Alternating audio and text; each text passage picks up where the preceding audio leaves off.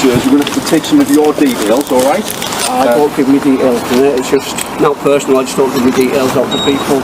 Okay, well, you've been taking photographs into the police yard of, and you've already admitted you've been taking photographs of vehicles in the yard, quite a lot of which are private motor vehicles. All right, we are going to have to satisfy. We are going to have to satisfy You are ourselves. saying that you have been taking pictures of private vehicles. I've been taking pictures of marked cars. That's what I admitted to. Okay, well, we don't know what's on that camera at this moment in time. All right.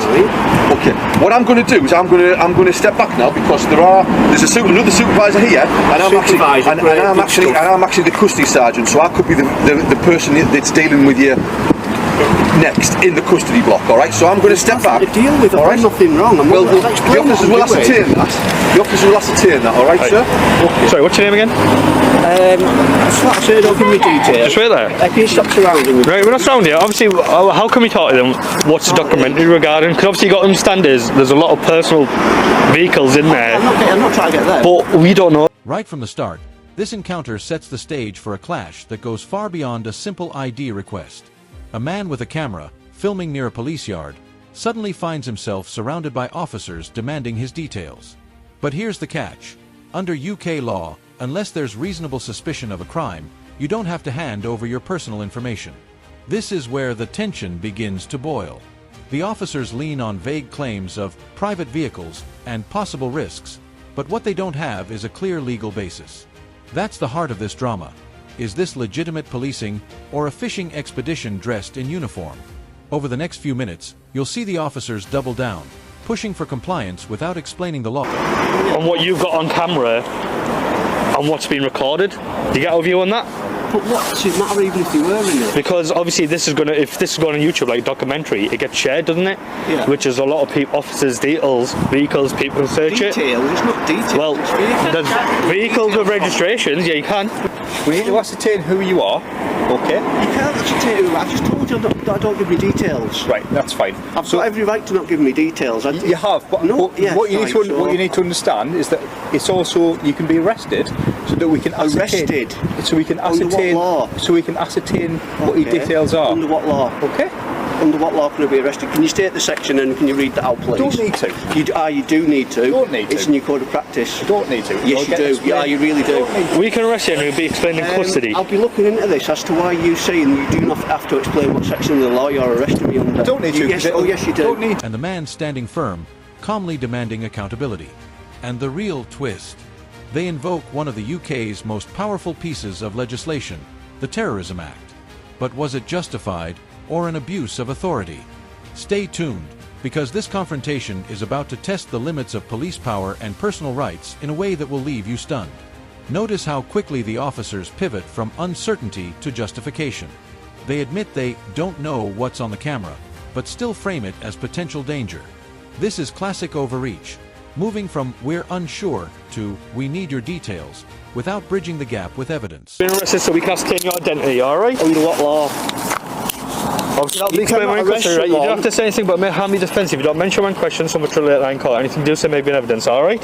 Yes, what law are you arresting me under, please? We don't know what you're doing, we don't know what your intentions are at this moment. You got to understand that. This is mental, this. Could you tell me, please? It'll get explained when we're in custody, alright? No, you have to explain why I'm being arrested. You don't just arrest someone we have to understand your identity. We don't have any details about you. We don't know who you are, what your intentions are, anything like that. So you've been arrested to ascertain your identity, alright? Unlawful arrest then. It's an unlawful arrest and someone will be held responsible for it. Okay? You're going to learn the hard way that you've just made a big mistake. You really are. Stand here for us, alright? So you can't tell me what you've arrested me for? Yeah. You've arrested me to ascertain my details? Yes, that's true. Right, that's an unlawful arrest. It's a subtle but important tactic. Make the uncertainty itself the justification. For viewers, this raises the question: should a citizen's refusal to explain themselves automatically trigger suspicion? Or should the burden rest on officers to present clear, articulable grounds?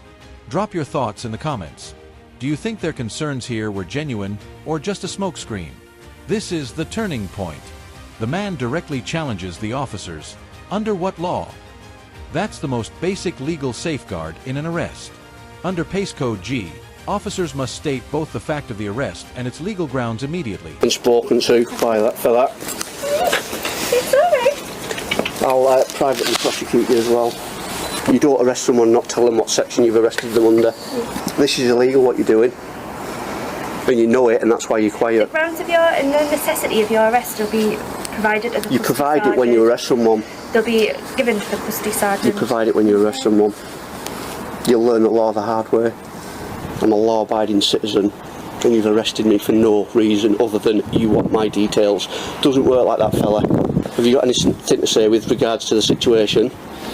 I'll explain to the custody sergeant. If the custody sergeant agrees and The accepts custody it, sergeant will agree. and then it makes it a lawful arrest, because obviously that's on the custody sergeant. No, it doesn't. The law is above the custody sergeant, buddy. Okay? If the custody sergeant agrees with you, then he's wrong. What's right is the law, not the police. Not later, not in custody, but right then and there. Instead, we hear the officer snap back, "I don't need to." That response isn't just rude, it's legally shaky. Without citing a statute or explaining the reason, the arrest risks being unlawful on its face.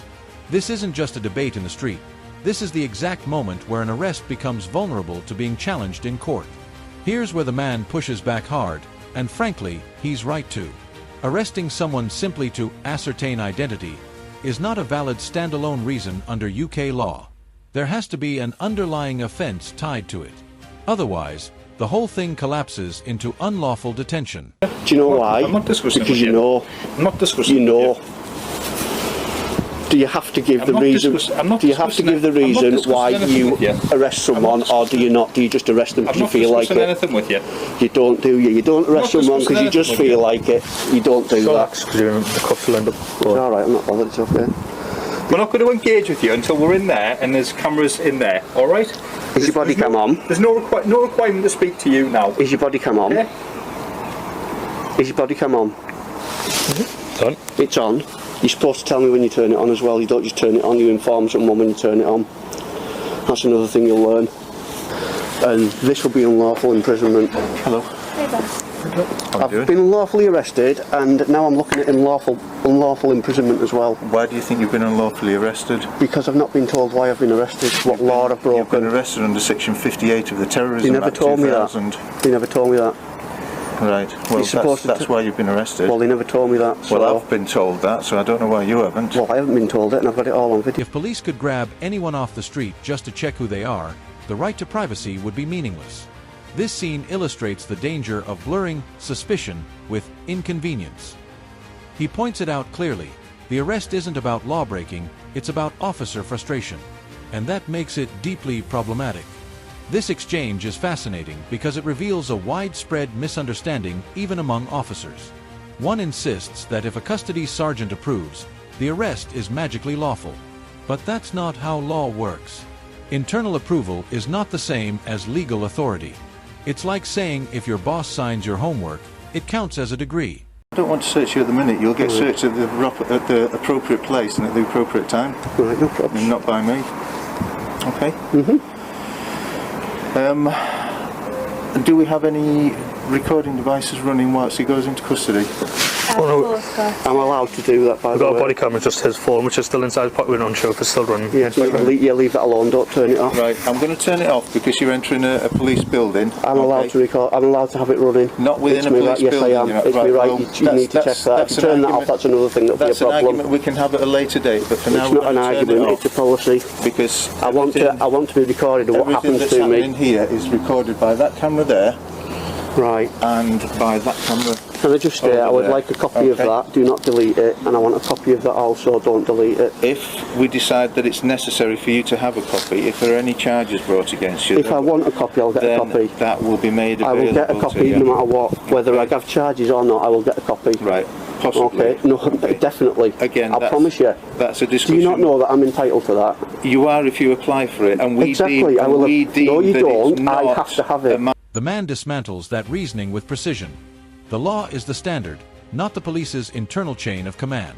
This clip is a textbook case of why accountability is built into the legal framework. Without it, policing risks turning into self-policing, and that's a slippery slope. Now the tension ramps up. The man accuses the officers of moving from unlawful arrest into unlawful imprisonment, a serious claim. Notice how they try to shield themselves by delaying explanations until custody. But legally, that delay itself creates liability. Then, the inspector finally drops the bombshell. Section 58 of the Terrorism Act. I should tell you that straight away. You should know that. You shouldn't really have to be told that. You should say, yes, I'll give you it. But I can't say yes, I'll give you it because I don't know whether. Right, well, you know, either way, you'll know I've got it. I am entitled to it. Right. Right, come on. Obviously, I don't know your name, so it's just Matt, yeah? Right, Matt will just come from here, alright? Just watch that strip. Everyone in here. Just one side on it. Through here, Matt. Through here, lad. Target people collecting information for terror purposes, not citizens filming marked police cars in public. Applying it here isn't just heavy-handed, it risks trivializing terrorism laws. It's a stretch so wide, you could drive a police van through it. This is the moment the entire case unravels. The inspector confirms the arrest falls under terrorism law, but admits Matt wasn't told at the time. That's not just sloppy, it's a violation of basic rights. Imagine being cuffed and hauled away without even knowing the charge. That lack of clarity strips away due process. More importantly, Section 58 requires intent, the gathering of information for terrorist purposes. Filming from a public sidewalk doesn't even come close. By stretching the law this far, the officers undermine their own credibility and risk making future terrorism prosecutions harder, because the law looks abused. What began as a man calmly filming near a police yard spiraled into one of the most troubling displays of overreach we've seen. The officers demanded details without suspicion, refused to cite laws when challenged, and finally invoked the Terrorism Act as a catch-all justification. But the cracks were clear: no proper grounds, no immediate explanation, and no lawful necessity. In the end, this wasn't about terrorism, it was about control. And that distinction matters. Because when law enforcement bends the law for convenience, public trust suffers. If you found this case as shocking as we did, hit that like button, share your thoughts in the comments, and don't forget to subscribe for more jaw-dropping breakdowns of courtroom and policing drama.